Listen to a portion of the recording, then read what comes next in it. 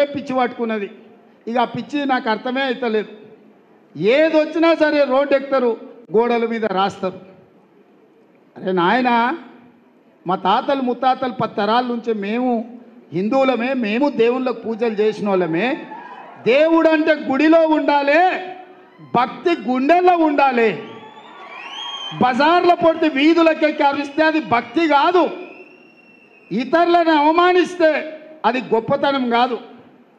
హిందూయిజంలోనే మత సామరస్యం ఉంది, పరమతాలను సమానంగా గౌరవించమని ఉంది. మన పెద్దలు సంస్కృతి సాంప్రదాయాన్ని మనకు నేర్పినరు.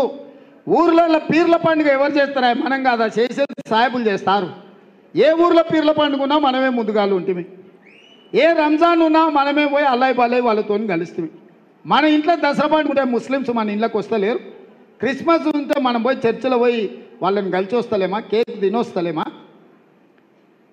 100 ఏళ్ల నుంచి ఈ సాంప్రదాయం కొనసాగుతుంది. ఇప్పుడు బీజేపీలకు పిచ్చి ముదిరి ఏది పడితే అది చేసి పంచాయతీ పెట్టి ఎన్నికల్లో నెగ్గాలనుకుంటారు.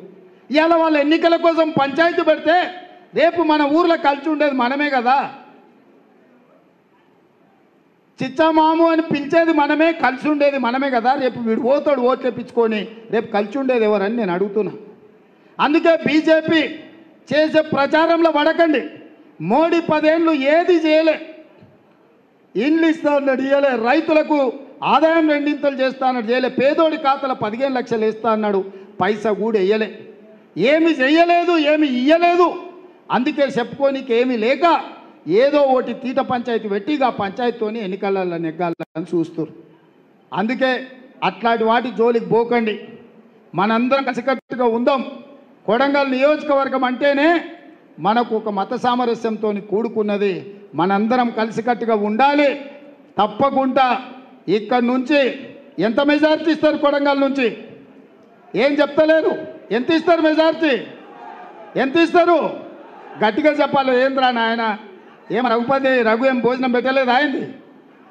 కొడంగల్ నుంచి ఎంత ఎంత ఎంత